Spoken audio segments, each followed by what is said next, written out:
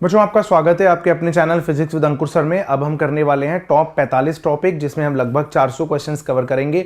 और मैंने आपको बताया हर टॉपिक के अंदर क्या क्या वैरायटी ऑफ क्वेश्चंस बन सकते हैं, हम उसको डिस्कस कर रहे हैं। इससे आपकी प्रिपरेशन को, अंत में रिविजन को काफ़ी ऑर्गेनाइज्ड सिस्टम मिल रहा है, ऑर्गेनाइज तरीका मिल रहा है रिवाइज करने का। आपको समझ आ रहा है कि मुझे ये टॉपिक आता है, मुझे ये नहीं आता है। टॉपिक नंबर 12 में आज हम डिस्कस करेंगे refraction at plane surfaces, prism, TIR।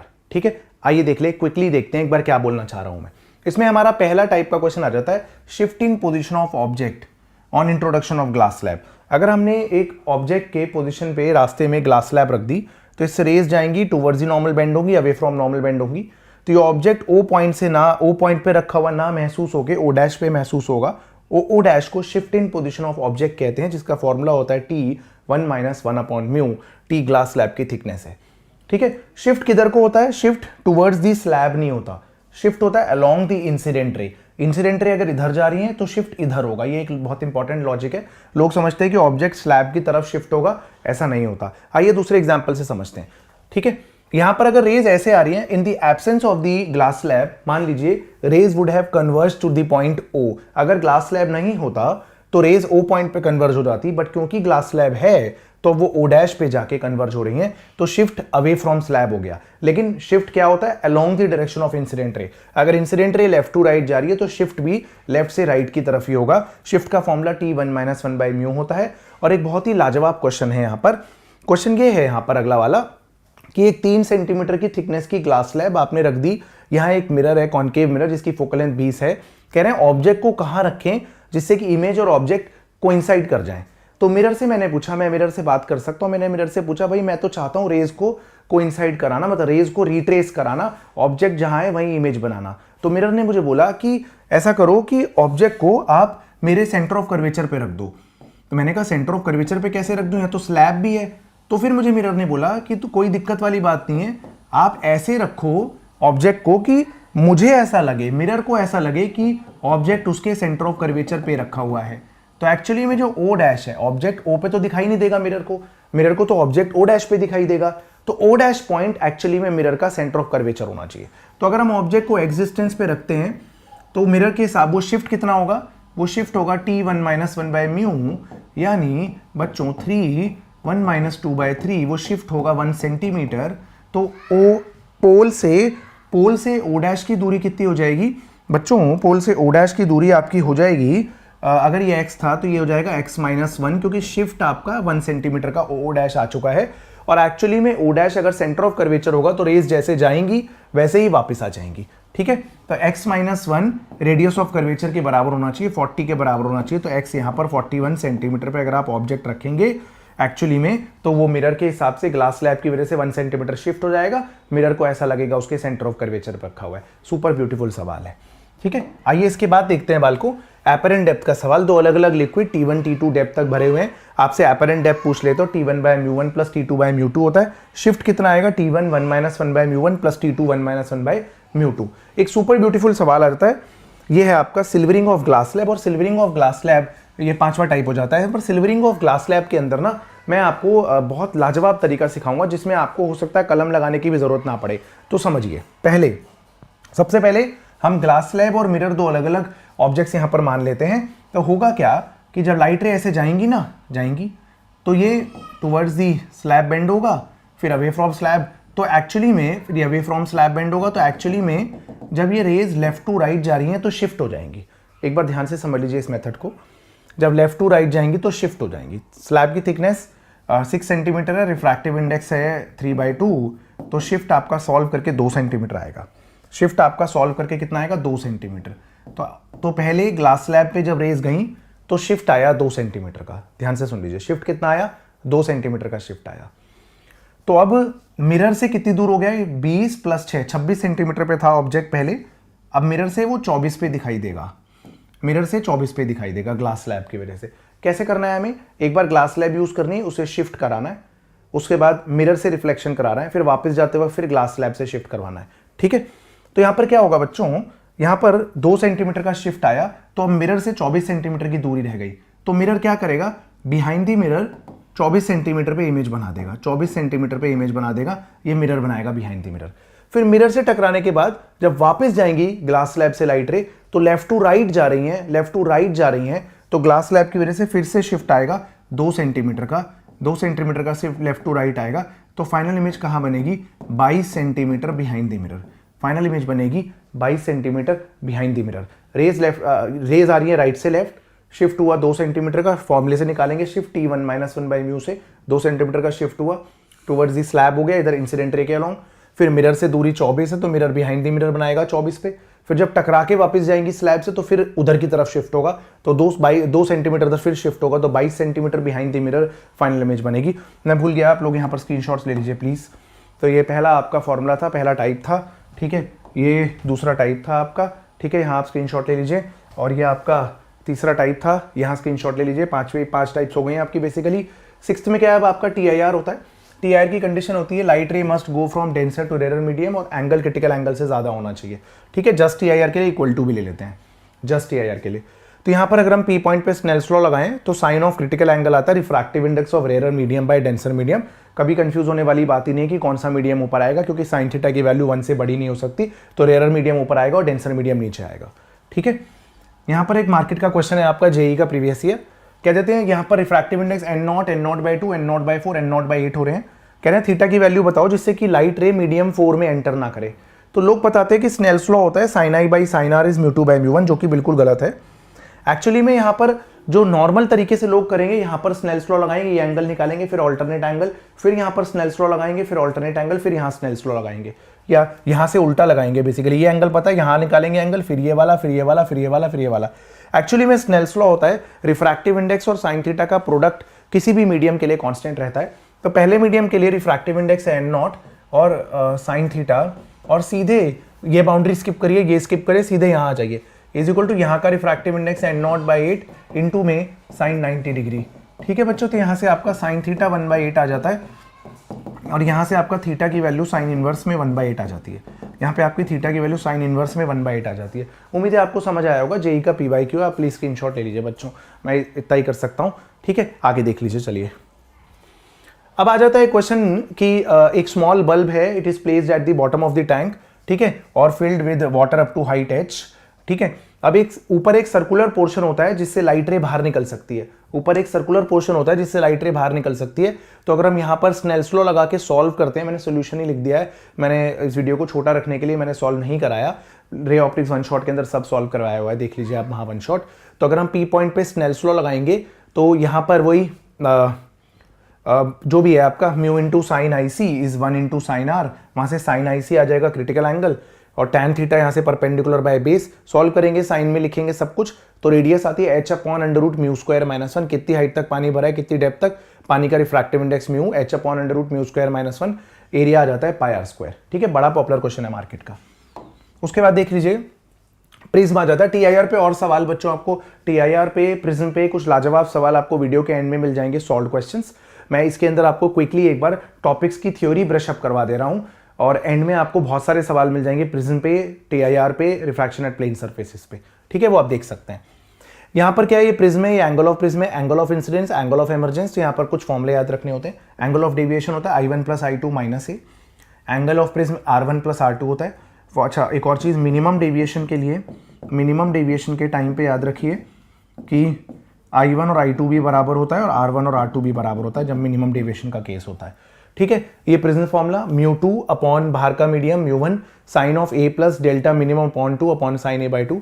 अगर स्मॉल एंगल प्रिज्म है तो उसका angle of deviation μ-1 into A होता है। Angle of deviation versus angle of incidence का ग्राफ ऐसा होता है।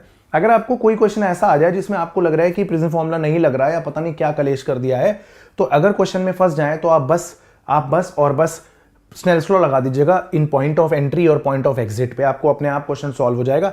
तो आप किसी भी प्रिज्म के सवाल में, आगे मैंने सॉल्व कर रखे हैं JEE के प्रीवियस ईयर भी अच्छे क्वेश्चंस सेलेक्टेड से, तो आपको दिख जाएंगे।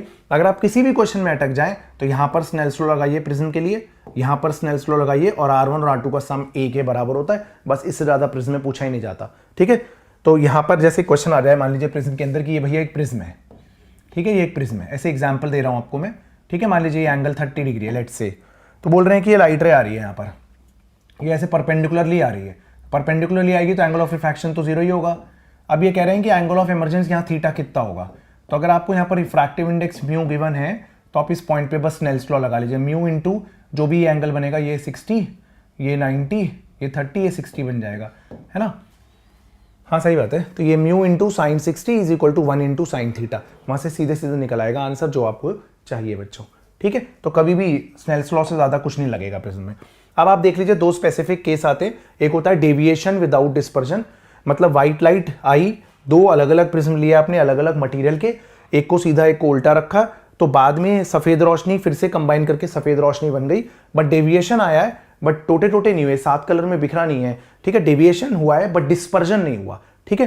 तो यहाँ इसको एक्रोमैटिक कॉम्बिनेशन भी कहते हैं, और एक्रोमैटिक कॉम्बिनेशन के लिए कंडीशन होता है कि एंगुलर डिस्पर्जन दोनों प्रिज्म का मिला के टोटल 0 होना चाहिए। ये कंडीशन होती है कंडीशन फॉर एक्रोमैटिज्म, यानी डेविएशन विदाउट डिस्पर्जन की। याद रख लेंगे आप। ए डैश एक इसमें सब कुछ दे देते हैं, mu V, mu R, mu dash, mu V dash, mu R dash, A और ए डैश पूछ लेते हैं, वो नेगेटिव आता है, ये इंडिकेट करता है बस कि एक प्रिज्म को उल्टा रखा हुआ है और कुछ नहीं। बहुत पॉपुलर है, जेईई मेन में इस बार आया है। उसके बाद एक उल्टा हो जाता है कि डिस्पर्जन हो बट डेविएशन ना हो, मतलब जो व्हाइट लाइट इंसिडेंट थी वो जो एमरजेंट लाइट्स हैं रेड वायलेट विब्ग्योर में स्प्लिट हो गई बट निकली पैरेलल है, तो डेविएशन हुआ, डिस्पर्जन हुआ बट डेविएशन नहीं हुआ, ठीक है। मतलब 7 कलर में बिखरी हैं but emergent light incident light के पैरेलल है। अब समझ रहे हैं हेडिंग, है ना। तो यहां पर ये कंडीशन आ जाती है, हम येलो लाइट को एवरेज लेते हैं तो यहां पर ये कंडीशन होती है आपके बच्चों, ठीक है, याद रखेंगे आप। इससे पिछले वाली ज्यादा इंपॉर्टेंट थी वैसे। उसके बाद एक क्वेश्चन आया था सिल्वरिंग ऑफ प्रिज्म पे, कह रहे हैं एंगल ऑफ इंसिडेंस बताओ जिससे कि रेज अपना पाथ रिट्रेस कर जाए। तो रेज अपना पाथ रिट्रेस तभी करेंगे जब वो प्रिज्म पे मिरर पे नॉर्मली फॉल करें, ठीक है। तो ये नॉर्मली फॉल कर गई, ये 90 डिग्री है, ये 30 है, तो ये 60 हो गया एंगल ट्राइंगल के अंदर, ये 30 डिग्री हो गया, है ना। अब अगर आप यहाँ पर स्नेल्स लॉ लगाएंगे पी पॉइंट पे, तो 1 into sine theta is equal to mu into sine 30 1/2, यहाँ से एंगल ऑफ इंसिडेंस आपका 45 डिग्री आ जाएगा। सिल्वरिंग ऑफ प्रिज्म का बड़ा ही ब्यूटीफुल, बहुत ही ईजी सवाल है बाल को। उसके बाद ये आपसे बोल देते हैं कि कंडीशन फॉर नो इमरजेंस क्या होता है, कि कोई भी एंगल ऑफ इंसिडेंस पे लाइट रे चली जाए बट वो प्रिज्म से बाहर ना निकले। तो ऐसा तभी होगा जब ए जो है एंगल ऑफ प्रिज्म, यहाँ पर जो क्रिटिकल एंगल है उसका डबल ऑफ क्रिटिकल एंगल से ज्यादा होगा, तो ये कंडीशन फॉर नो इमरजेंस होती है प्रिज्म के लिए बच्चों, ठीक है। आपको अंत में वीडियो के प्रिज्म के कुछ सुपर ब्यूटीफुल सवाल प्रिज्म और टीआईआर पे मिल जाएंगे, अब वो सवाल जरूर देख लीजिएगा। और all the very best for your exam. Refraction of light at plane surface, total internal reflection और प्रिज्म, ठीक है। तो ये भी काफी बढ़िया सवाल लिखेंगे आपको। आइए देखते हैं सवाल क्या है। देखिए सवाल है बाल को, ये कब का सवाल है, देखिए अच्छे सवाल है इसमें, रिफ्रैक्शन के अंदर आपको प्यारे सवाल लगेंगे, मतलब ऐसा लगेगा कि हाँ ये सवाल वो हैं जो आ सकते हैं पेपर में, है ना। आइए देखिए, a transparent block A having a refractive index 1.25 is surrounded by another medium of refractive index mu is equal to 1, बाहर air है as shown in figure, a light ray is incident on the flat face of the block with incident angle theta दिखा रखा है, what is the maximum value of theta for which light ray suffers TIR। तो देखिए यहां पर अगर हम minimum angle निकालेंगे, ये वाला थीटा सी मतलब क्रिटिकल एंगल, ये थीटा सी क्रिटिकल एंगल मिनिमम एंगल होता है जिससे कि यहां पर TIR हो जाए। अब क्योंकि इन दोनों, इसका और इसका सम 90 डिग्री है, इसका और इसका सम, अगर ये एंगल हम R ले लेते हैं, तो अगर थीटा सी मिनिमम होगा तो R मैक्सिमम होगा, और R मैक्सिमम होगा तो ये वाला थीटा भी मैक्सिमम ही आएगा हमारा। तो बेसिकली यहां पर TIR की कंडीशन लगानी है, ठीक है। तो कोई दिक्कत नहीं। तो पहला कॉन्सेप्ट, यहां पर हम TIR की कंडीशन लगाते हैं, P पॉइंट है, ये R पॉइंट ले लेते हैं। तो एट पॉइंट P देखिए सीधे, at P sine of critical angle is equal to refractive index of rarer by denser, rarer है एयर और डेंसर ये है 1.25, तो ये 5/4 हो गया, तो ये साइन थीटा सी आ गया 4/5। सही है बच्चों, बिल्कुल सही है। अब आप समझिए आर कैसे निकलेगा। तो आप क्योंकि जानते हैं कि ये एंगल यहाँ पर 90 बन रहा होगा, तो तीनों एंगल्स का सम 180 है, तो आर और थीटा सी का सम भी 90 डिग्री ही होगा। तो आर होगा यहाँ से 90 माइनस थीटा सी। सही है बच्चों।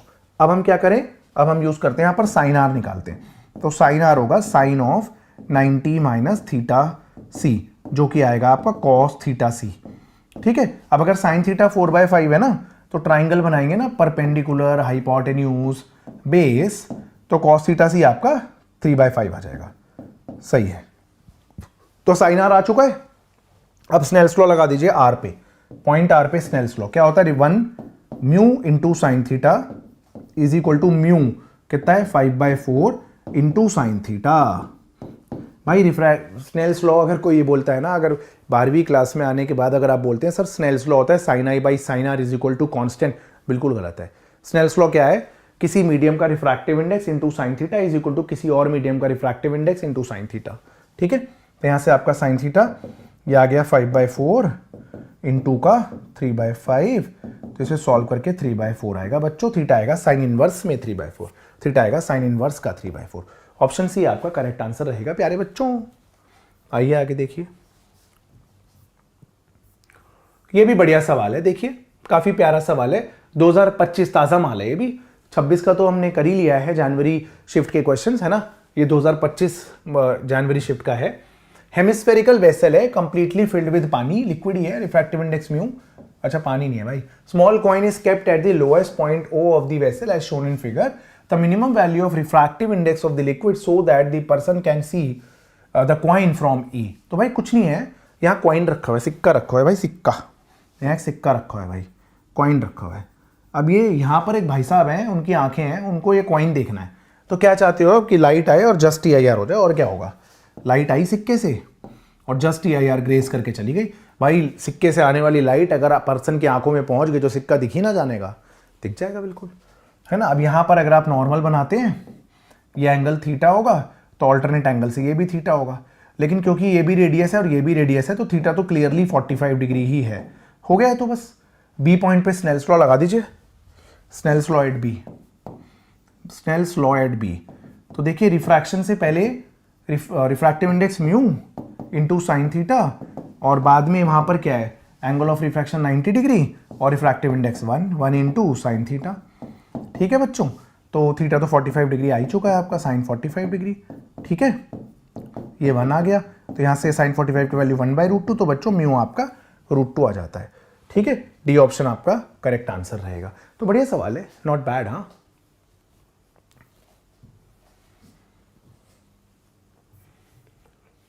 आइए ये भी पॉपुलर सवाल हो गया आजकल मार्केट का, कोई बहुत खासा मुश्किल सवाल तो नहीं है, बट हाँ ये सवाल पॉपुलर है बालको। सवाल क्या है देखिए, सवाल है बालको, what is the lateral shift of a ray refracted through a parallel sided glass slab of thickness h in terms of angle of incidence I and angle of refraction R। तो देख लीजिए, ये ग्लास स्लैब है basically, ये popular question है, formula है direct. ठीक है, ग्लास स्लैब है, बट लेटरल शिफ्ट काफी टाइम से लोग करा नहीं रहे थे, तो लेकिन आ जाता है पेपर में। तो ये नॉर्मल हो गया, ये एक लाइट रे आ गई, ठीक है, ओके, किधर बेंड हुई, टूवर्ड्स दी नॉर्मल बेंड हुई, सही है। अब क्या करेंगे यहाँ पर हम, अब फिर से अवे जा रहा है, अवे फ्रॉम नॉर्मल है ना, फिर से अवे फ्रॉम नॉर्मल लाइट रे, ठीक है। तो इंसिडेंट रे और रिफ्रैक्टेड रे पैरेलल हो गई। अब आपसे पूछ क्या रहे हैं, आपसे पूछ रहे हैं ये लेटरल शिफ्ट, ये डिस्टेंस पूछ रहे हैं, this is called lateral shift, इसको आप लेटरल शिफ्ट कहते हैं। ठीक है, ठीक है, चलिए तो इसका नामकरण कर देते हैं पहले, ए बी सी, सही है, ये एंगल ऑफ इंसिडेंस हो गया, ओके, ठीक है, राइट। अब एंगल ऑफ रिफ्रैक्शन क्या है, ये एंगल ऑफ रिफ्रैक्शन है, तो बचा हुआ एंगल क्या हो गया, ये I माइनस R हो गया, ओके जी, ठीक है। अब क्या करें हम, ये एंगल ऑफ रिफ्रैक्शन ही है, सही है बच्चों, बिल्कुल सही है, ठीक है। अब क्या करा जाएगा यहाँ पर, अब देखिए ऐसा कुछ किया जाएगा कि मान लीजिए हमने ये थिकनेस ले ली T, H है ये, तो ये H ले लिया, इसको हमने D मार्क कर लिया, ठीक है। तो इस ट्राइंगल को देख लेते हैं, ठीक है, और ये भी यहाँ पर हमने परपेंडिकुलर ही ड्रॉप किया। तो पहले ट्राइंगल ADB देख लीजिए, अब देख लीजिए यहीं पर जो दिख रहा है ABD, तो कॉस थीटा क्या होगा, बेस ओवर हाइपोटेन्यूज, AB आ गया, तो यहाँ से AB क्या आ गया, H अपॉन कॉस R, सही है। उसके बाद फिर इस ट्राइंगल को उठा लीजिए, यहाँ पर ये वाला एंगल ले लीजिए, sine I minus R is equal to lateral shift जो हमें निकालना है BC अपॉन AB, है ना, परपेंडिकुलर बाय हाइपोटेन्यूज, हाँ सही है। तो यहाँ से BC जो है वो लेटरल शिफ्ट है, वो आ गया आपका AB यानी H बाय कॉस R यानी इनटू में साइन I माइनस R। तो काफी आसान हो गया बच्चों, देख लीजिए H बाय कॉस R है कहीं पर, अरे वाह है, H बाय कॉस R साइन I minus R, D option correct answer रहेगा। स्टैंडर्ड फॉर्मूले की तरह भी याद कर सकते हैं आप कि लेटरल शिफ्ट होगा आपका H sec R, मुझे तो याद ही था बट मैंने फिर भी आपको कन्विंस करने के लिए ड्राइव कर ही दिया, ठीक है बच्चों, आप समझ गए। ये भी पूछ लेते कि थिकनेस बढ़ाने से लेटरल शिफ्ट पे क्या फर्क पड़ेगा, एंगल ऑफ इंसिडेंस चेंज करने पे क्या फर्क पड़ेगा, तो ऐसे क्वेश्चन बन सकते हैं। आइए देखिए, हाँ तो ये तो मुझे काफी आसान सवाल लग रहा है, इसको लपेट लेते हैं, क्या है सवाल देखिए बाल को। Critical angle for incidence for a pair of optical media is 45 degree. The refractive index of first and second media, अरे ये क्या है, साइन ऑफ क्रिटिकल एंगल, ठीक है, is equal to refractive index of rarer medium by refractive index of denser medium, ठीक है। अब light रे क्रिटिकल एंगल मतलब TIR होने के लिए डेंसर टू रेयरर जाना पड़ेगा, है ना, डेंसर टू रेयरर। तो पहले से ये रेयरर मीडियम सेकंड मीडियम होगा और डेंसर मीडियम फर्स्ट मीडियम होगा। ओके, साइन 45 डिग्री हो गया, साइन 45 डिग्री है ना, तो क्रिटिकल एंगल 1/√2 हो गया। तो ये μ2/μ1। तो आपसे पूछा क्या है, आपसे पूछा μ1/μ2 क्या होगा, तो जाहिर सी बात है वो तो √2 ही होगा, ठीक है। √2 आंसर रहेगा बच्चों, √2:1 हमारा आंसर है, ठीक है। आइए लपेटते हैं अगला सवाल। ये आसान सवाल है, बाल को आप कर लीजिएगा। क्या है इसमें, दो immiscible liquid refractive index 8/5 3/2, diagram अच्छा बना रखा है। और put in beaker as shown in the figure, the height of each column वो भी दे रखा है। A coin is placed at the bottom for normal vision, the apparent depth, अरे एपरेंट डेप्थ कर लीजिए, apparent depth AD, apparent depth क्या है भाई, रियल डेप्थ बाय म्यू, तो 6/μ क्या है 3/2 प्लस 6/μ क्या है भाई 8/5, ठीक है। तो हो गया 12/3, ये कितना हो गया भाई 30/8, कोई दिक्कत नहीं है। एलसीएम लीजिए, 4 30 कितना होगा 15/4, 15/4 ही लग रहा है, हाँ ठीक है, ठीक है ना, हाँ ठीक है। तो 16 और 15 31/4 आंसर रहेगा। अब वो भी जो भी अल्फा पूछ रहा है, अल्फा/4 अल्फा 31 है भाई, कुछ नहीं है, तो है ना, आसान था बाल को, आप समझ गए। आया है जेईई मेन में भाई, धोखा नहीं है, जेईई मेन का ही PYQ है, ठीक है। मैंने सेलेक्टेड क्वेश्चन कराए हैं जेईई मेन के लिए, जिससे कि आपको प्रैक्टिस हो जाए, बढ़िया रहे और आपको लगे कि हाँ जीवन में कुछ सीखा। ये मछली वाला सवाल है जो मैंने आपको उसमें बताया था, किसमें बताया था, आपके टेलीग्राम की वीडियो अभी जो डाली थी थोड़ी देर पहले रिकॉर्ड करने से पहले। तो ये मछली वाला सवाल अपन को बढ़िया लग रहा है, ये मछली वाला सवाल काफ़ी पॉपुलर हो रहा है आजकल मार्केट में। तो देख लीजिए क्या है ये, है मछली का सवाल, देख लीजिए क्या है। पहले एक बात याद रखिए कि एपरेंट डेप्थ क्या रियल डेप्थ से हमेशा छोटी होती है? क्या एपरेंट डेप्थ, पानी में स्विमिंग पूल में सिक्का गिरा दिया, ऊपर से झांक के सिक्का देख रहे हैं तो सिक्का थोड़ा ऊपर दिखता है ना, तो आपको थोड़ा ऊपर दिखता है, इसको बोलते हैं एपरेंट डेप्थ। तो क्या ये बात सच है कि सदैव एपरेंट डेप्थ रियल डेप्थ से कम होगी? तो ऐसा नहीं है। अगर ऑब्जर्वर रेयरर मीडियम में है, हम ऊपर हवा में हैं और सिक्के को पानी के अंदर देख रहे हैं, तो एपरेंट डेप्थ कम होगी। लेकिन अगर उल्टा है, पानी के अंदर कोई मछली हमें देखेगी तो हम ज़्यादा हाइट के दिखाई देंगे, तो आप उसको एपरेंट डेप्थ कह दीजिए या एपरेंट हाइट कह दीजिए।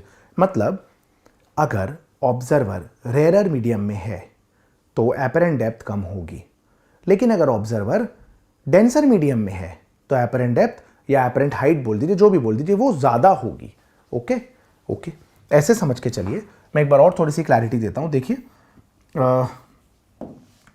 देखिए जैसे ये पानी पानी पानी पानी पानी पानी पानी पानी पानी पानी पानी पानी, ठीक है। गाना था ना बच्चों, आज दिन है सनी सनी सनी, अपन तो गा नहीं पाता है। एनीवेज छोड़िए, वापस आ जाते हैं। डी ग्रेड देता था भाई, एक म्यूज़िक का टीचर था भाई, 6 से लेकर के भाई ने 9 तक बिना गाना सुने डी ग्रेड दिया था मुझे, डी ग्रेड। वो तो भाई की अंतरात्मा जाग गई, क्योंकि मैं पढ़ने में अच्छा था। 10वीं में मेरे मैथ्स 99, साइंस 98 आए थे, तो भाई ने मुझे 10वीं में A ग्रेड दे दिया बिना गाना सुने। आज तक मैं आभारी हूँ म्यूज़िक टीचर का। एनीवेज वापस आ जाइए। देखिए ये ऑब्जेक्ट डेंसर मीडियम में है, ठीक है, और ऑब्जर्वर रेयरर मीडियम में। तो ऑब्जर्वर को लग रहा है भाई यहाँ पे है, O की जगह O' है ना, तो PO आपका रियल डेप्थ है ना, और PO' आपका एपरेंट डेप्थ है। तो एपरेंट डेप्थ यहाँ पर कम है रियल डेप्थ से। और कितनी है एपरेंट डेप्थ? होती वही है रियल। कितनी कम हुई? म्यू टाइम्स कम हुई। अगर कोई चीज़ ज़्यादा हो जाती है तो म्यू से मल्टीप्लाई हो जाती है, कोई चीज़ कम हो जाती है तो रियल डेप्थ, एपरेंट डेप्थ अगर कम है रियल डेप्थ से तो रियल डेप्थ बाय म्यू होगी, और अगर एपरेंट डेप्थ या हाइट ज़्यादा है तो म्यू से मल्टीप्लाई हो जाएगी। सिंपल गेम है भाई। लेकिन अगर उल्टा सीन है, देखिए उल्टा सीन क्या है कि बर्ड है, बर्ड, ठीक है, बर्ड। अब ये है बर्ड, ठीक है भाई लोगों, ये बर्ड है।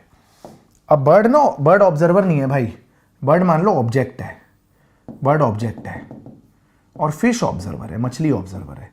हो सकता है भाई, है ना, शिकार भी देखता है ये शिकारी आ रहा है नहीं आ रहा, ठीक है। तो अब रेस बेंड हुई टुवर्ड्स द नॉर्मल, तो मछली को ऐसा लग रहा है कहीं ऊपर से आ रही है, तो बर्ड यहाँ पे ना दिख के यहाँ दिखेगा।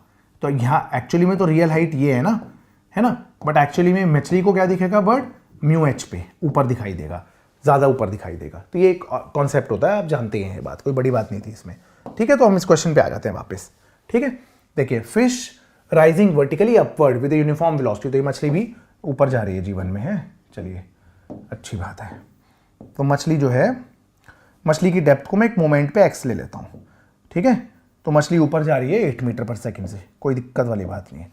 ठीक है, observe the bird is diving vertically downward towards the fish with the velocity of, observe मतलब ये एपरेंट वेलोसिटी है बेसिकली, बर्ड जो है, ठीक है बर्ड नीचे आ रहा है, ठीक है 12 मीटर पर सेकेंड से, ओके नो प्रॉब्लम। बट मछली को ऐसा लग रहा है, ऑब्जर्व कर रहा है, एक्चुअल नहीं है ऐसा। If the refractive index of water तो 4/3 है, कोई टेंशन नहीं है। ठीक है, then the actual velocity of diving bird to pick the fish is, तो सुनिए ये x हो गया, ये डिस्टेंस आप h ले लीजिए, सही है। तो एक्चुअली में जो टोटल दूरी है वो क्या है, मतलब एपरेंट दूरी जो मछली को लग रही है वो क्या लग रही है, x तो है ही, मछली को तो यही लगेगा x है ना, प्लस अब मछली को बर्ड और ऊपर दिखाई देगा ना, तो उसे μh डिस्टेंस पे दिखेगा, है ना। मछली के लिए बर्ड की एपरेंट हाइट ज्यादा होगी, एक्चुअली में हाइट h है ना, लेकिन मछली के हिसाब से वो क्या है, μh है। आप समझ गए क्यों, क्योंकि बर्ड ऑब्जर्वर डेंसर मीडियम में। अब dy/dt क्या है, जो ये वेलोसिटी मछली को दिख रही है, लग रही है, dx/dt म्यू dh/dt। ठीक है, dy/dt बर्ड का हम माइनस ले लेते हैं, नीचे को है माइनस, प्लस तो बस यही बता रहा है कि कैसा दिखेगा। dx/dt 8 है, म्यू 4/3 इंटू में dh/dt वो बर्ड की एक्चुअल वेलोसिटी है। ठीक है, तो ये आ गया आपका, ये आप मैग्नीट्यूड ले लीजिए, रुक जाइए, आप मैग्नीट्यूड ही ले लीजिए। ठीक है, 12 ले लीजिए। ठीक है, राइट, ओके।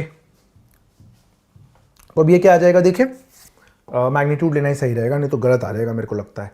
ठीक है, तो ये आ जाएगा आपका 12 - 8 4 आ जाएगा। ठीक है, ये 4/3 इंटू dh/dt आ जाएगा।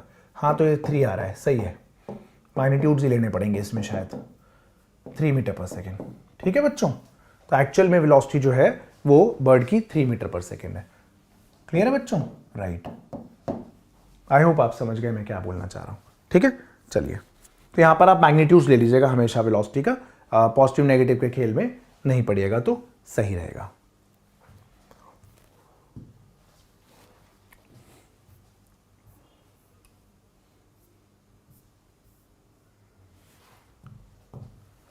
Given below are two statements, one is labeled as assertion, another is labeled as reason. Assertion, a phase difference between two light waves change if they travel through different media having same thickness. हाँ, तो ठीक बात है, path difference आ जाएगा ना बच्चों। अगर एक लाइट रे एक म्यू थिकनेस की, म्यू रिफ्रैक्टिव इंडेक्स की, टी थिकनेस की ग्लास स्लैब से ट्रैवल करती है, तो उसके अंदर पार्ट डिफरेंस आ रहा है। कितना पार्ट डिफरेंस आ रहा है, ये डिस्टेंस अगर ग्लास स्लैब में ट्रैवल हुआ तो ये optical path length mu T हो जाती है। बट अगर ये ग्लास स्लैब ना होती, एयर तो फिर भी होती, तो ये टी डिस्टेंस तो फिर भी चलता। तो एक्स्ट्रा पाथ कितना चलना पड़ता है ग्लास स्लैब डालने की वजह से, म्यू -1 इंटू टी। तो अगर कोई एक लाइट रे दो अलग अलग मीडियम से जाती है सेम थिकनेस से, क्योंकि उनका रिफ्रैक्टिव इंडेक्स अलग अलग है, तो उनका पाथ डिफरेंस अलग अलग आएगा। उस पाथ अलग अलग पाथ डिफरेंस की वजह से उनके अंदर दोनों में अलग अलग फेज डिफरेंस आ जाएगा। ठीक है, तो बिल्कुल सही है assertion. The wavelength of two waves are different in different media, तो वो भी ठीक है कि वेवलेंथ डिफरेंट हो जाए या रिफ्रैक्टिव इंडेक्स चेंज हो जाए, वो एक ही बात होती है। क्योंकि दूसरे मीडियम में जाके लैम्डा डैश एयर, लैम्डा जो एयर है और लैम्डा मीडियम है वो चेंज हो जाता है बच्चों, तो उस वजह से भी फेज डिफरेंस आ रहा था। तो ये बात का कहना भी गलत नहीं है, बेसिकली म्यू रिस्पॉन्सिबल है हर चीज के लिए। तो आप कह सकते हैं कि दोनों करेक्ट है, both assertion and reason are correct and correct explanation भी है, मुझे तो सही लग रहा है। ठीक है बच्चों, आगे देखते हैं, देखिए सवाल क्या है। तो देखिए सवाल अब ये है हमारा, as shown in the figure after passing through medium 1 the speed of light v2 in v2 the speed of light v2 in medium 2 will be, बस v2 पूछा है। अच्छा, बस v2 पूछा है, ठीक है। क्यों बोला फिर मीडियम 1, c होता है √μ0ε0। हाँ ठीक है, speed of light in any medium क्या होता है, √μm ε, ठीक है। किसी भी मीडियम का रिफ्रैक्टिव इंडेक्स क्या होता है, c/v। जब डिवाइड करेंगे तो क्या आएगा, μm/μ0 इंटू में ε/ε0। बड़ा पॉपुलर क्वेश्चन है इलेक्ट्रोमैग्नेटिक वेव्स में भी और यहां पर भी, बहुत पॉपुलर क्वेश्चन है मार्केट का ये रिफ्रैक्टिव इंडेक्स। अच्छा ठीक है, तो इन्होंने रिफ्रैक्टिव इंडेक्स शायद नहीं दिया है, देखते हैं अभी चलिए। तो सी बाई वी हो गया under root mu r epsilon r, नहीं आ गया दे रखा है सब कुछ, दे रखा है। तो 3 इंटू 10 की power 8 upon v mu r epsilon r root में 1 इंटू 9, तो रूट 9, तो वी आ जाएगा आपका 10 की पावर 8 मीटर पर सेकेंड। बच्चों आसान सवाल था, कोई बड़ी बात नहीं है, ए ऑप्शन करेक्ट आंसर रहेगा, ठीक है ना।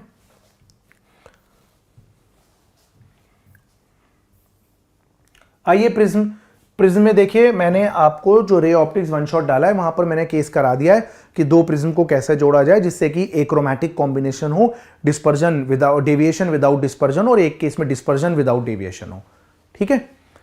एक में डेविएशन हो डिस्पर्जन ना हो, एक में डिस्पर्जन हो डेविएशन ना हो, दोनों केस होते हैं, ठीक है। आइए ये सवाल पढ़ते हैं।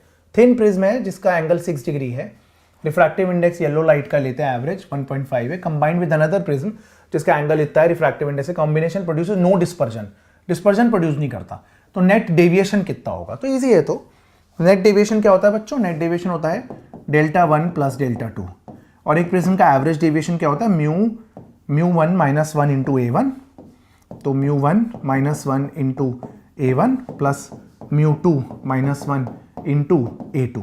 हाँ सही है, तो म्यू 1 कितना है 1.5 माइनस 1.5, एंगल है 6 डिग्री, प्लस 1.55 हो जाएगा आपका ये, माइनस 1.55 हो जाएगा, और ये एंगल हम नेगेटिव लेंगे बच्चों। क्यों नेगेटिव लेंगे, आप समझ गए ना, क्योंकि ऑपोजिट रखा हुआ है प्रिज्म, ठीक है।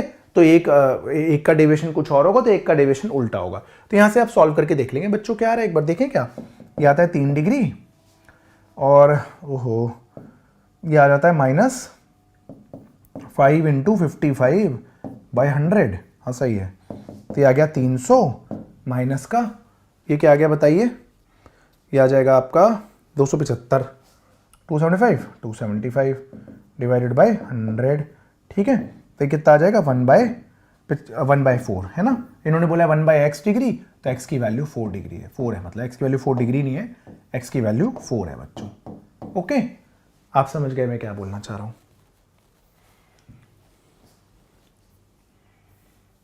आइए बाल को सवाल करते हैं अगला। ये वाला क्या सवाल है, कंसिडर अ लाइट रे travelling in air is incident into a medium of refractive index √2n, पूरा √2 है भाई, पूरा √2 है, पूरा √2n। The incident angle is twice that of refracting angle, अच्छा ठीक है। Then the angle of incidence will be right. तो भाई मुद्दा ये है कि कंसिडर करिए एक लाइट रे इंसिडेंट है एक मीडियम में जिसका रिफ्रैक्टिव इंडेक्स आपका √2n है, हाँ ठीक है। एक मीडियम का मतलब फिर पहले मीडियम को मैं 1 ही मान के चल रहा हूं, कुछ बोला नहीं है। तो the angle of incidence, the incident angle is twice that of refracting angle, तो ये एंगल ऑफ इंसिडेंस है, एंगल ऑफ रिफ्रैक्शन है। क्वेश्चन में बोला है, ऐसा होता नहीं है, बोला है कि I/2R के बराबर है, तो एंगल ऑफ इंसिडेंस कितना होगा ये पूछ रहे हैं, ठीक है। स्नेल्स लॉ लगेगा और क्या है। तो रिफ्रैक्टिव इंडेक्स पहले मीडियम में into sine theta is equal to refractive index दूसरे मीडियम में √2n इंटू साइन आर, ठीक है। और ये क्या बोला है इन्होंने कि एंगल ऑफ इंसिडेंस डबल है, तो sine of 2r is equal to √2 के अंदर n, बाहर फिर से साइन आर। बेटा अब नीट वाले बच्चों को अगर नहीं पता तो साइन 2 थीटा होता है 2 साइन थीटा कॉस थीटा, ठीक है। तो यहां पर फॉर्मूला लगा दीजिए 2 साइन आर कॉस आर, ठीक है, √2n इंटू में साइन आर। चलिए साइन आर से साइन आर तबाह कर दीजिए। अब क्या आ गया आपका कॉस आर आ गया, नीचे जाएगा तो रूट में n/2 आ जाएगा, ठीक है भाई। 2 भी है क्या, 2 भी है भाई, ठीक है, हाँ ठीक है। अब क्या, नहीं 2 तो चला गया नीचे, डिवाइड कर दिया ना 2 से, तो हमने तो कॉस आर आ गया आपका रूट में n/2। अब करना क्या है आपको, निकालना क्या है, एंगल ऑफ इंसिडेंस निकालना है, ठीक है। तो आर है आपका cos inverse √n/2, angle of incidence क्या है ट्वाइस ऑफ आर, यानी ट्वाइस ऑफ कॉस इनवर्स में √n/2 आपका आंसर रहेगा बच्चों। डी ऑप्शन आपका करेक्ट आंसर रहेगा।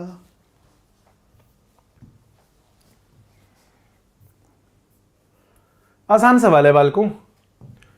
The expected graphical representation of variation of angle of deviation और angle of incidence of prism, तो आपको जानते हैं कि ये ऑप्शन करेक्ट होगा। ये ग्राफ बनता है, अनसिमेट्रिक सा ग्राफ होता है, एक पर्टिकुलर एंगल ऑफ इंसिडेंस पे एंगल ऑफ डेविएशन मिनिमम होता है, ठीक है। फैक्ट बेस्ड ग्राफ है, जानते हैं आप ये बात। कोई बड़ी बात नहीं थी। आ जाइए एक और सवाल करते हैं, ये हमारा प्रिज्म का लास्ट सवाल होगा, इसके बाद फिर हम करेंगे रिफ्रैक्शन एट लेंसेज करेंगे, लेंसेज के बाद ऑप्टिकल इंस्ट्रूमेंट्स। आइए सवाल क्या है, 3 rays of light namely red, green, blue are incident on the PQ of a right angle prism as shown in figure. The refractive indices दे रखे हैं आपको रेड के लिए, ग्रीन के लिए और ब्लू के लिए। ठीक है, ठीक है। द कलर ऑफ रे emerging out of face P R is, तो ये कह रहे हैं कि इन तीनों, जैसे 3 कलर आ रहे हैं, देख लीजिए, ये कह रहे हैं जैसे ब्लू लाइट आ रही है, ब्लू लाइट है, ठीक है, फिर एक लाइट आ रही है ग्रीन, ग्रीन आ रही है, ये ग्रीन आ रही है, फिर एक लाइट आ रही है रेड। अब कह रहे हैं ऐसी इनमें से किसी का ना TIR हो जाएगा और कोई आगे रिफ्रैक्ट हो जाएगा, तो आपको बताना है किस कलर का TIR होगा और किसका नहीं होगा। ओके, अब आपके बारे में इन्होंने बोला है कि प्रिज्म का एंगल क्या है, आइसोसेलेस प्रिज्म बोल, राइट एंगल प्रिज्म। हाँ, तो राइट एंगल के बाद आइसोसेलेस भी है ये, ठीक है, ये एंगल आइसोसेलेस भी होता है, तो ये मेंशन नहीं है, लेकिन it should be the part of the question, क्योंकि ये पहले बहुत बार कहीं ना कहीं आ चुका है, तो मैं आपको बता देता हूं कि ये राइट एंगल आइसोसेलेस प्रिज्म है, आइसोसेलेस, ठीक है, राइट एंगल्ड आइसोसेलेस प्रिज्म लिख लीजिएगा आप, आइसोसेलेस, कोई टेंशन नहीं है, ठीक है। अब सुनिए, अब अगर हम यहां पर ये निकालें कि TIR कब होगा और कब नहीं होगा, किसका TIR होगा और किसका नहीं होगा, तो जैसे जो भी लाइट रे यहां आती है तो इसका कुछ एंगल ऑफ इंसिडेंस होगा जस्ट TIR की कंडीशन के लिए। सही बात है, बिल्कुल सही बात है ना। और एक्चुअली में एंगल ऑफ इंसिडेंस कितना है, ये 45 है, ये भी 45 है, कॉरस्पॉन्डिंग एंगल, तो ये भी 45 है, तो एक्चुअली में एंगल ऑफ इंसिडेंस यहां पर फॉर TIR आप जानते हैं क्या होगा, I must be greater than critical angle, angle of incidence critical angle से ज्यादा होना चाहिए। सही बात है, यहां पर I है 45 डिग्री, डायग्राम से पता लग रहा है, ये एंगल 45 तो कॉरस्पॉन्डिंग एंगल 45, ठीक है। ऐसा सिमिलर क्वेश्चन आपको बच्चों रे ऑप्टिक्स वन शॉट की सीरीज में ही मिल जाएगा, जो रे ऑप्टिक्स वन शॉट में विश्वास सीरीज में डाल रहा हूं, उसमें मैंने पक्का ये सिमिलर क्वेश्चन कराया होगा TIR के अंदर, आप चेक करिएगा, ठीक है। तो एंगल ऑफ इंसिडेंस यहां पर 45 डिग्री है, वो क्रिटिकल एंगल से ज्यादा है, और क्रिटिकल एंगल होता क्या है, साइन इनवर्स में 1/μ, सही है ना, यानी साइन 45 डिग्री आपका 1/μ से ज्यादा है, यानी 1/√2 आपका 1/μ से ज्यादा है, ठीक है, ठीक है। तो ठीक है, अगर हम रेसिप्रोकल लेते हैं तो म्यू ग्रेटर देन √2 आ जाएगा ना, म्यू √2 से ज्यादा आ जाएगा, तो उन कलर्स का TIR होगा जिनका रिफ्रैक्टिव इंडेक्स √2 से ज्यादा हो, ठीक है। तो √2 की वैल्यू, म्यू अगर ग्रेटर देन √2 होगा, मैं लिख देता हूं, light for which refractive index √2 से ज्यादा हो, उसका हो जाएगा TIR। और अगर TIR यानी किसका रिफ्रैक्टिव इंडेक्स √2 से ज्यादा है, √2 होता है 1.414 है ना, 1.414 से ज्यादा कौन सा है, ग्रीन का ही है, रेड नहीं है, ग्रीन और ब्लू है ना, तो ग्रीन कलर 1.42 है और ब्लू कलर भी आपका 1.49 है, तो इन ये रिफ्रैक्टिव इंडेक्स √2 से ज्यादा है। तो एक्चुअली में पाथ ऑफ द रेज कैसे ट्रेस होगा मैं आपको बता देता हूं। एक्चुअली में ग्रीन का और ब्लू का TIR हो जाएगा, ब्लू आएगा और मस्त ऐसे TIR हो जाएगा, ठीक है, ग्रीन आएगा उसका भी मस्त TIR हो जाएगा बाल को, रेड कलर का रिफ्रैक्शन होगा, रेड कलर रिफ्रैक्ट होकर आगे चला जाएगा, ठीक है बच्चों। तो इन्होंने पूछा क्या था, the colour of the rays emerging out of PR is obviously red, PR से रेड कलर ही निकलेगा बच्चों। आई होप आप समझ पाए होंगे।